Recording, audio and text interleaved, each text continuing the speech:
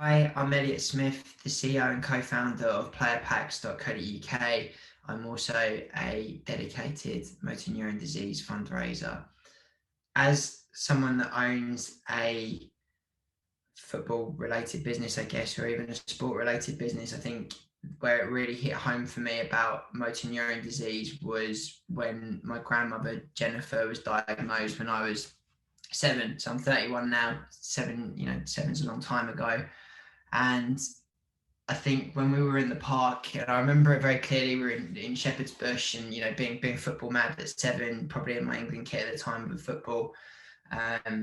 Very aware of my use of my legs and being able to run around in the grass and enjoy myself with my brothers.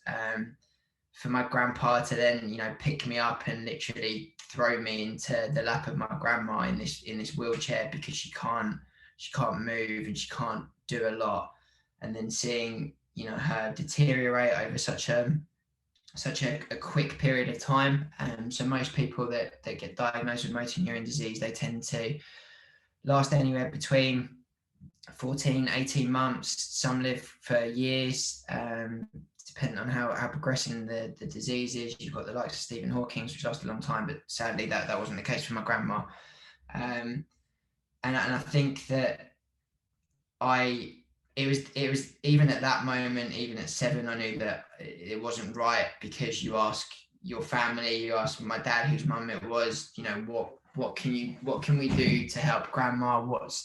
Where's the cure? Can you take tablets because you've taken Calpol as a child? It makes you better, and there's no answer for it, because there's no known cause to the disease, and therefore there's no known cure. So at 7, but after she passed, my dad Steve dedicated himself to raise, well, he vouched to raise £100,000 for the charity and for the Motor Neurone Disease Association, and he did that substantially, doing multiple initiatives, whether it was Arctic expeditions, marathons, which I hate running, loads of different levers he was trying to pull to raise a lot of money. And I think that when I was in a position that I could use my network of huge football community is one of the greatest in the world when it comes to putting together, it made natural sense to set up a football club, our own football club, with 2 charity teams that we can pull people together. So Sunday league team and the charity team, and just be able to raise money wherever we can for the disease, doing something that we love. So yeah, it was an absolute given of what we wanted to do. I can't sit here knowing that there's 5,000 people in the UK that are living with a disease that they will just factually die from, and that's no exaggeration. The analogy that I am actually in the process of trying to visualize for everybody to really understand it at the minute is, if you think about even just talking on this laptop at the minute, or you're watching TV, that TV has cables that then go to a main power supply somewhere, and your brain is that power supply, your cables are your nerves, and your TV and your laptop are your limbs. And we all know that if you have a power cut, it'll probably come back on, but unfortunately for people with motor neurone disease, it doesn't come on, never comes back on. And that for me is not acceptable. So that's why we do what we do. And we've got a fellowship at the University of Oxford, which is amazing. So very, very hardworking students that we fund to look into the research of a particular gene, which is amazing. But it costs money. It's been really, really difficult over the last year with COVID to get any substantial money raised, because I find it's an emotional thing, fundraising. You have to engage with people. You also have to make it compelling, interesting. People are looking at new initiatives all the time. So when you're confined to being at home all the time, and you can't get out and run a marathon, or you can't, it's not as simple as that. So yeah, it's been a really, really tough year from that perspective, but we have big ambitions to hopefully raise some money when things go back to a little bit more normal, and do our best to keep funding the research into hopefully finding a cure. The symptoms, they're they're not always that obvious to start with. They normally progress, and they can progress quite rapidly. So the sort of things that you tend to find with motor neurone disease is often muscle weakness, because you're obviously not getting the right receptors to the nerves and their endpoints. But then, you know, as your muscles begin to weaken, everything else begins to slowly shut down as well. So breathing becomes very difficult. You know, really struggling to breathe as things, you know, fundamentally deteriorate. Swallowing, which I don't know if you've ever struggled to swallow when you can't do that consistently every single day, multiple times a day. I think that was one of the things that you actually really take for granted, but you don't understand how bad it is, and you can't do that when you really see it with someone. You know, of course, walking and things like gripping was really tight. So, you know, especially right now where I think people are, you know, just want to give their loved ones a cuddle and a hug. You know, cuddling my grandma, or at least cuddling it back, getting a cuddle back, was very difficult for her back then, which was, you know, really, really tough. That was one of the things that hit home. You know, walking, obviously, you know, that was really difficult. You know, when you're a young kid and you have that energy where you just don't get tired, and you know, you want to play, and you know, she couldn't at the time. I think that was something that really hit home. And you know, there's you know, when you're out playing in the park and someone's not playing with you, you know, there's always that perception of you looking at other people and how they interact with their grandparents, and you know, why your grandma's a little bit different, I guess.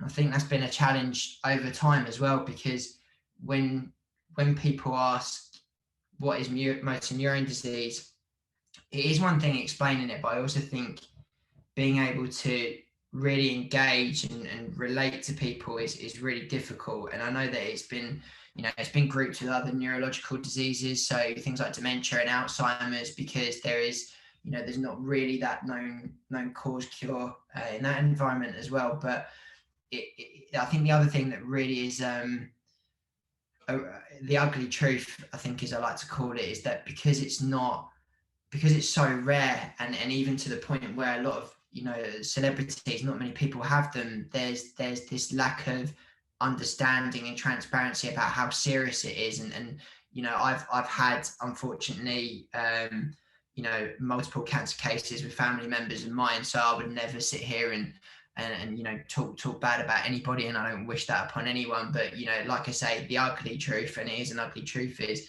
you know, there's so many people that have had cancer in such a spotlight that they've raised the awareness tremendously, and that's so commendable.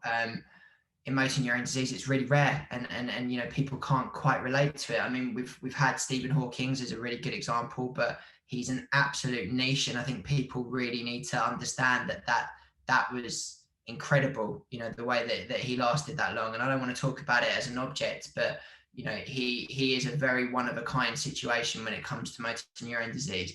Rob Burrows, more recently, you know, the rugby player, just the most amazing man I think I've ever seen live with the disease, and in terms of what he's tried to do. And Rob's a really good example about practicality. So, you know, his winning attitude is, you know, keeping him on his feet at the minute. But for those of us that have lived with motor neurone disease, unfortunately, that's going to stop. And you know, watching my grandma, you know, we had to.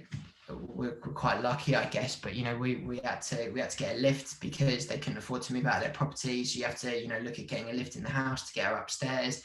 Then it was one point where, you know, living upstairs wasn't an option, so you then have to remove the house around. You're now downstairs.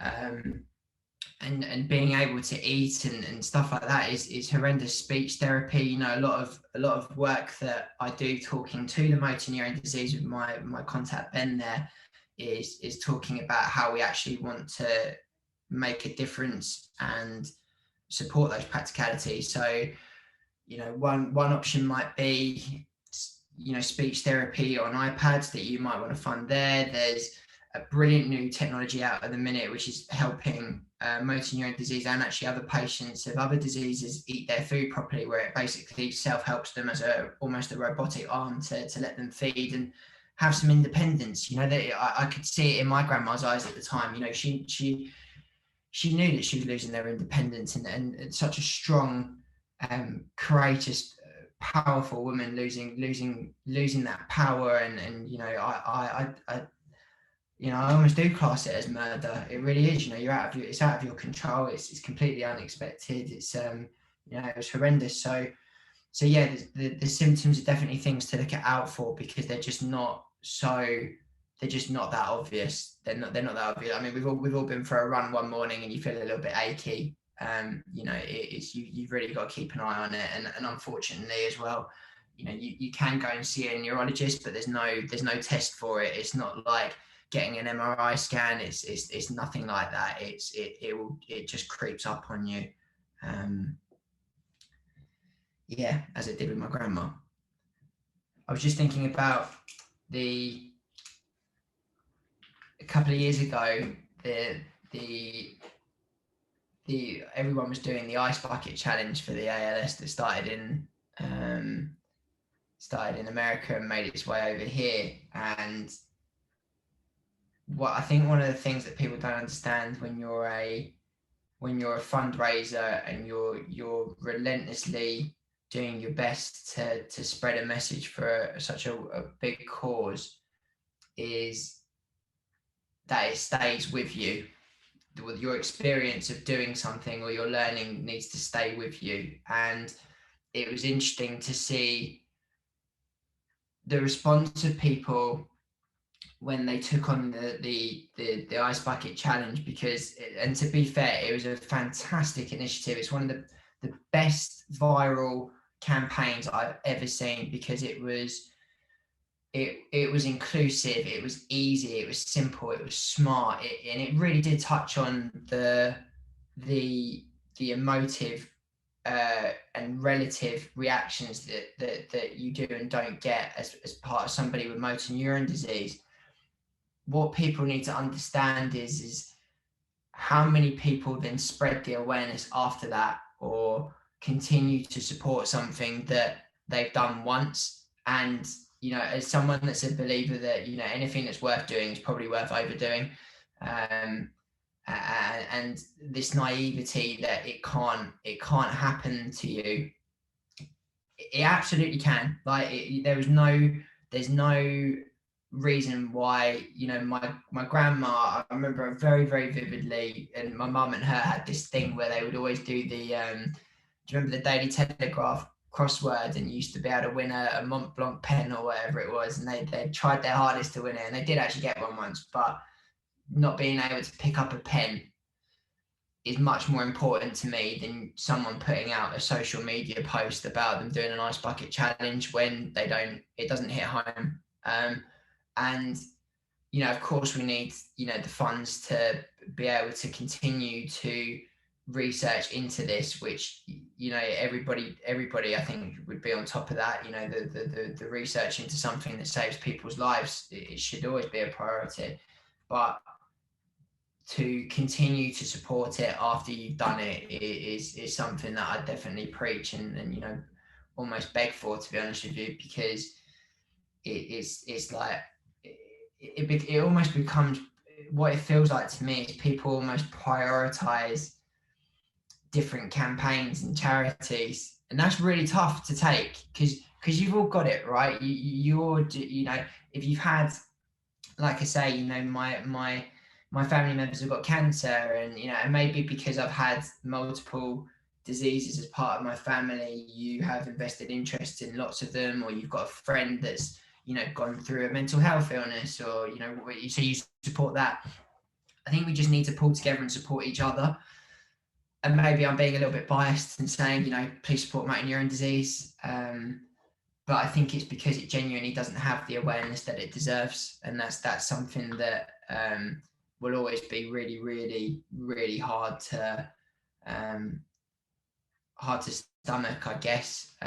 So yeah, it's that would definitely be my ask. It's just that people, you know, if you're gonna mess around doing ice bucket challenges, at least understand what you're doing it for, understand who you're doing it for, and make sure that you educate everybody else that needs to understand just how significant it is to people like me. And one of the boys in the football team, Rob, he's lost a member of his family to motor neurone disease. That's what we're doing it for. You're doing it in the names of people that have actually given you this purpose of why you're actually doing something like this, and that should be the same in any charity that you do.